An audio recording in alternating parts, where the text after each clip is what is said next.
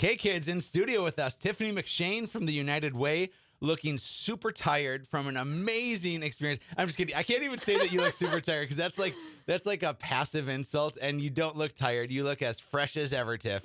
What an amazing thing y'all have done with the United Way. But before we dive in, tell us about you, because I want to learn about the United Way. I want to learn about the school supply drive, but let's learn about you first. Sure, yeah. I'm work at the United Way. I just hit my 8-year anniversary there. Has it been that long? It has. It's been so amazing. And I've played a lot of different roles at United Way, and my role right now is Community Engagement Director. So it's really all the things out in the community. Anytime volunteers are interacting with United Way, myself and my team put on all of those events and just bring people closer to the United Way organization and the needs in our community.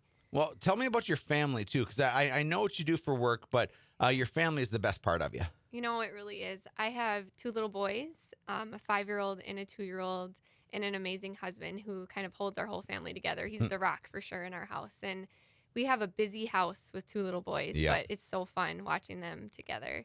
And you're a Fargo native as well, a Fargo-Shanley grad. You were telling me before we were recording of your volleyball prowess days. Is that how you would describe it, as a prowess? I don't know if I would go that far, but it was fun to reflect a little bit back on those days. And now you went to Shanley. What did you do after that? Did you stay in town for college? I didn't. I went to UND up in Grand Forks. Well, we all make mistakes, don't we, Tiffany? I don't think it was a mistake. I thought it was great, but just far enough away. UND's a fantastic school. I say that as an NDSU grad. I'm obligated. It's in my contract. When I got my degree, they said you always have to rip on UND at least a little bit. It's all good. It's all good. And so now you've been with the United Way for 8 years, and you've been doing some huge things in the community. The school supply drive has been going on for how long now? Do you know? Yeah, this was our 22nd year. Oh, my gosh. So it's just grown immensely over the years. So this year we were able to get 6,040 backpacks collected with the help of our community, and both supply donations and financial donations. So we were just so excited to see the community come together, especially this year. So 6,040 backpacks is obviously a plethora. It is a cornucopia of backpacks.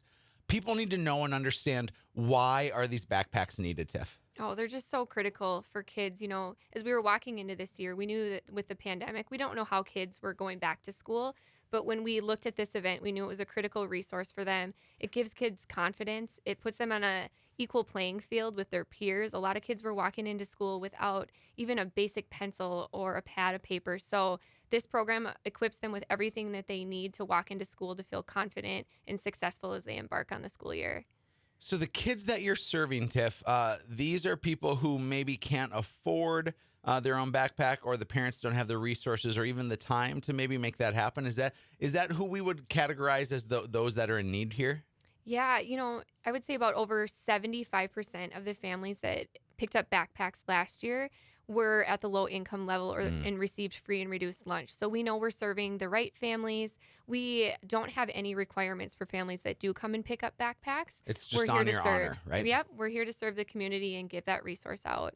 What a beautiful thing. And Tiff, you know this, but my wife is a first grade teacher, and she works at a school where there's a lot of kids with free and reduced lunches.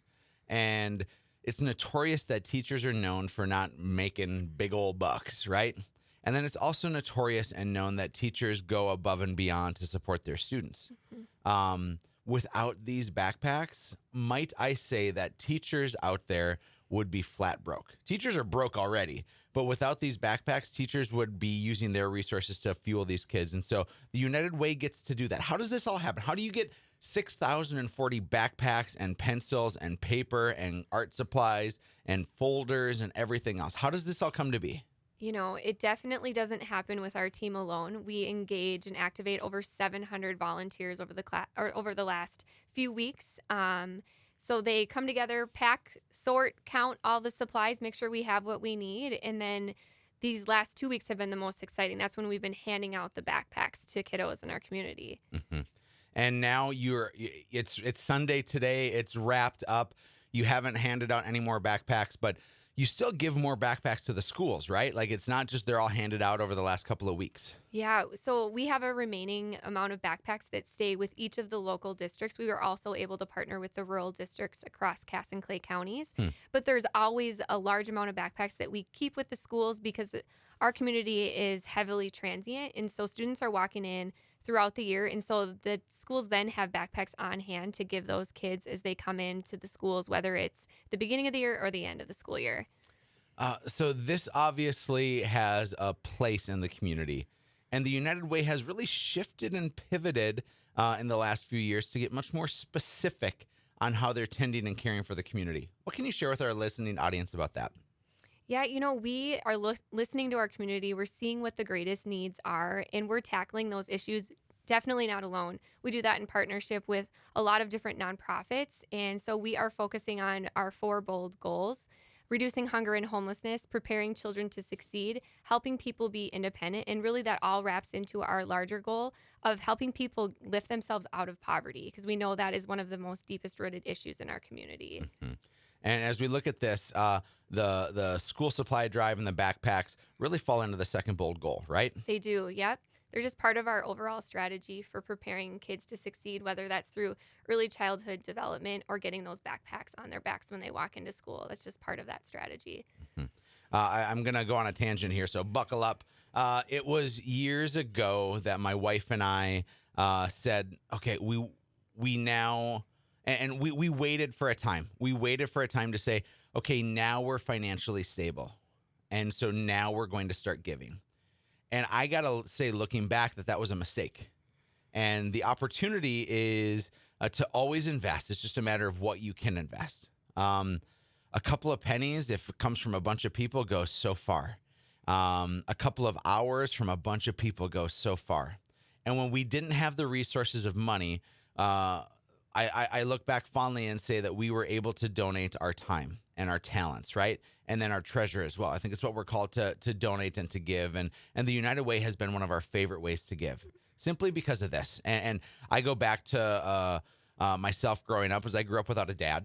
And I was desperately craving leadership and influence from a male figure. And I just didn't have any males in my life. And it was through the Big Brother, Big Sister program from the Village, which is partially funded from the United Way. And so by attrition, I was able to say the United Way is where I want to go because it helped a weirdo kid like me back when I was growing up, and I want to pay back now. And so I started volunteering, and then from there, I started giving my dollars, and now I serve on the board as well. And so I'm hopefully doing the time, talent, and treasures. But for people out there, Tiffany, somebody's going to be looking for something, a way to donate their time, their talent, or their treasures. And what should they do if that's their urging? Because I don't think I'm the only one that feels that way, that they want to do something. Absolutely. I think we all look at ourselves and we're like, what do we have to give? And you were spot on, Eric. We need every single donor in this community, whether you're giving $1 a week or you're giving at a significant level. All of that really adds up, helps us meet our goal.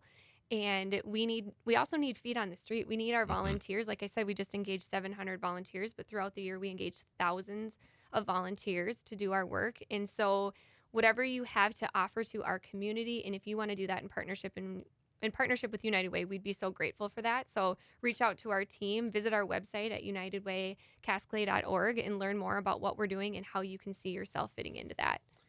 I hope your action today, folks, is not inaction, but instead you find something to do to move this forward and to get a little more involved, because frankly, the United Way would very much benefit from your help. And guess what? You're going to massively benefit as well. So Tiffany McShane, God bless you. Thanks for being here as always. Thanks for having me. Folks, we're going to go to break, but in the meantime, swing over to hatchrealty.com. This is Real Estate Radio with Erik Hatch.